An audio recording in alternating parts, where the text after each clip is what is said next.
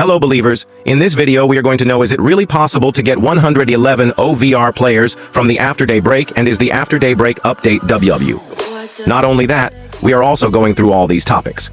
1. 2 Axe new redeem codes, and Ragnarok After Daybreak rewards preview. 2. Can we get 111 OVR in After Daybreak, and all the new players in After Daybreak? So believers, as always, video will be very much useful, and subscribe plus turn on that bell icon so that you will never miss any useful contents like this.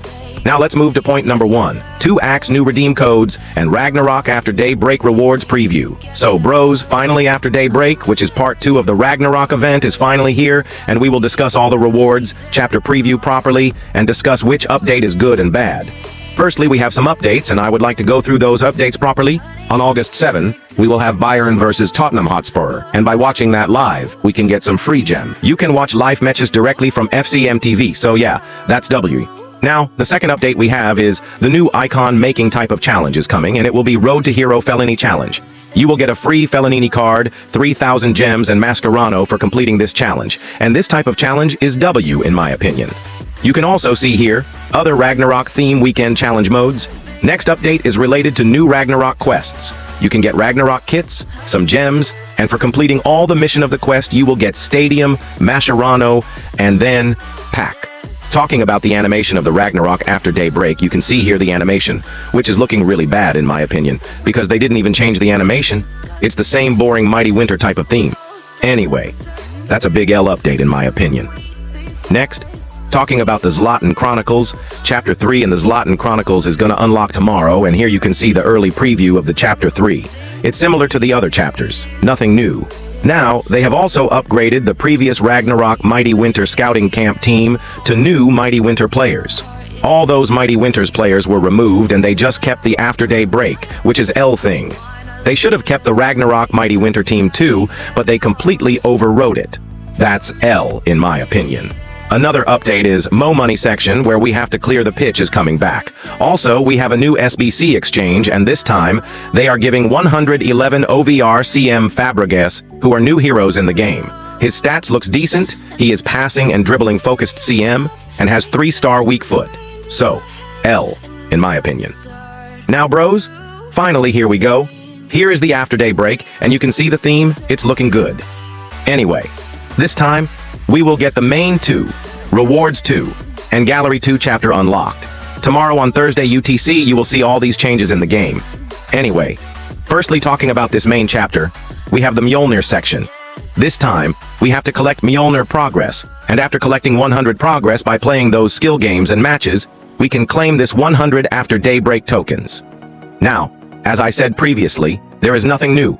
I told you that. Just the name will be changed. Anyway, we have rebuilt the Homeland section, where you can see 3 tabs, Niflheim, Muspelheim, and Asgard.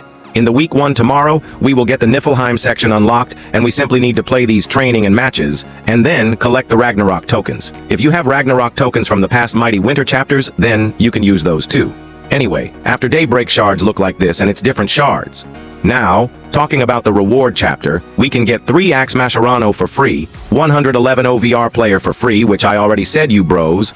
It's forking 106, but it's red ranked, so it's 111 OVR player, and finally you can get 30 After Daybreak shards. Now, in this circular section, they have done little change, and that is, this time, we need to go from inner circle to outer circle and claim a lot of shards, Mascherano, gems, fodders. Now, here one big change they did is, you can literally increase the shards collection, because after unlocking all those circular paths, you can come to this question mark, and then open this pack, which contains Mascherano, shards, coins, gems, and training transfer points. It will give the rewards randomly, and you can try it 999 times if you have that Ragnarok token, and it refreshes every day, which means, in a day, you can try it 999 plus times. So bros, if you have collected a lot of Ragnarok tokens, then this section is W for you. I skipped that Mighty Winter, and now I definitely can't utilize this pack. Anyway, this is actually a good change. However, chances are we might get the low rewards mostly, but we have a lot of tries. So, maybe you can earn a few Mascherano and shards sometime. This might be a little game changer. Also, EA is quite clever. They literally made its price 200. That's a bit L point. So the 999 limit daily is quite useless because they have launched a limited amount of tokens, so they are just playing. It will be useful only if you have leftover Ragnarok tokens, and maybe you can get some Ragnarok tokens by playing Division Rivals too. Anyway, that's all for the main and rewards 2 chapters. They have also launched 2 Axe new redeem codes, which are Bomdia and Rise Up, which you can see in our website. Make sure to come to our website copy code and simply click on the Redeem Now button. It will take you to EA website, and you can easily copy-paste code to redeem it quickly. The link is in description. Anyway, this Bomdia code gives 95 to 101 tradable players, where this Rise Up code gives the standard pack, and the recent standard pack contains 95 to 101 tradable players to 111 tradable players. So, if you have luck then, this pack can give you 111 OVR tradable player too, which gives huge coins. Anyway, that's all about redeem codes. Now we have Gallery 2 chapter, and to discuss it properly, let's move to point number 2. Can we get 111 OVR in after daybreak and all the new players in after daybreak? So bros, finally the week 1 of the Ragnarok after daybreak is here. And firstly, I am going to discuss about the players. And later, we will talk about is it really possible to claim 111 OVR in this after daybreak or not. Now, this week, EA has released a lot of amazing players, and I am literally shocked Ibrahimovic has arrived, and in the Icons and Heroes prediction, as per we predicted, we are wrong. Anyway, firstly we have 111 OVR Ibrahimovic, and look at his stats. Ibra has 5-star skill moves, which is a really good thing in a striker. Talking about his traits, he has bicycle kick traits. He lacks traits. He has 118 pace, which is slightly less compared to other great strikers in game, and he is the second best in shooter so far in game after Puskas, as Puskas has 133 shooting, and he has got 131 shooting, which is crazy insane. Talking about dribbling, that's decent, and physical is very high. I am not expecting Ibra to be very much deadly, because he has 195 centimeters height, which means he might feel heavy on dribbling. Overall, chances are there he might come in the meta list, but it depends on performance. Next we have Haaland, another tall guy who is a physical monster.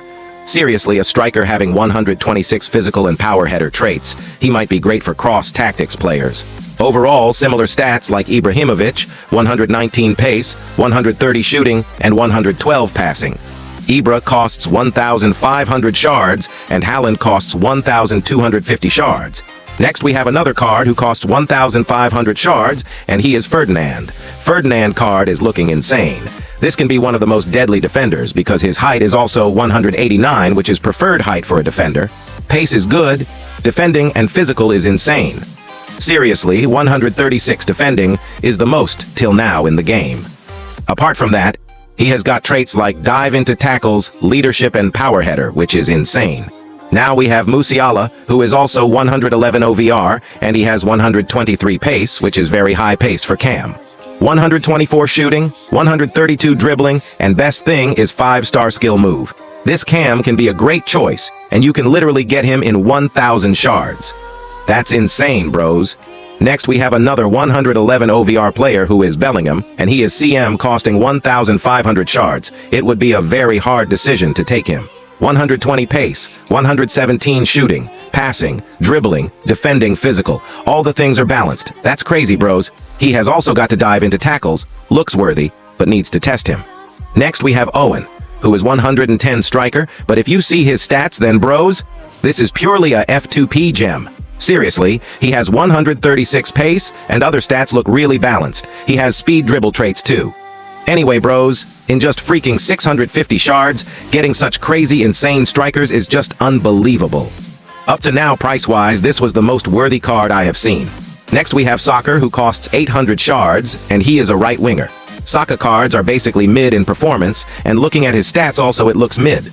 128 pace, 118 shooting, 109 passing, and 128 dribbling. You can expect him to be a midfielder. Next, we have a new center midfielder in the game who is Fellaini, and he costs 800 shards. This is quite a defensive-focused center midfielder. Overall looking decent, but most people go for attacking-focused CM, so I am not interested in this guy. That also, wasting 800 shards. Now bros, we have final 110 OVR player, who is Huijsen, and he costs 800 shards. He is a center back, has decent pace, and is actually good on dribbling. Height-wise is also good. I need to test him, but I felt, in upcoming days, in freaking 800 shards, you will get a much better center back.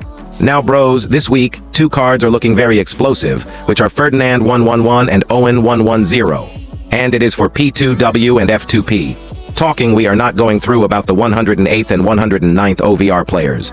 But, just surfacely discussing, we have Mark Casado in 300 shards, Nusa left midfielder, and Woltemade in 300 shards, where Udogi left back costs 450 shards. Talking about the 108th rating, we have 4 AX 108 OVR players, and they are Echeverry CAM, Bergvall CM, Kuliarakis CB, and finally Daylap ST. They all cost 200 tokens. Once again, we are going through those players in tomorrow's video. Not only that, bros, they have scanned the faces of some of the players such as Simeone, Calafiori, Araujo, Huijsen, Audero, Deeks, Hygers, and Bergvall. The face of those cards looks more realistic. Now talking about whether we can get 111 OVR players from this Afterday break or not. Firstly, I want to talk about the shard system. This time, you can see here, the Afterday break shards look like this. And Afterday break shards can claim only Afterday break players. You cannot exchange Afterday break shards to Mighty Winter shards and vice versa.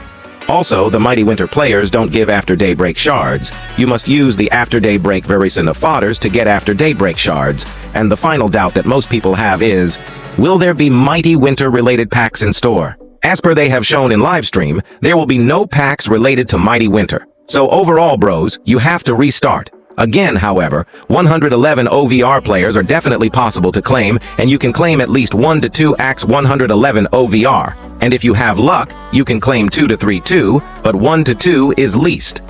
Firstly, this After Daybreak is going to run for next 3 weeks, so we have 3 weeks time and you can open the 3K Gems pack daily.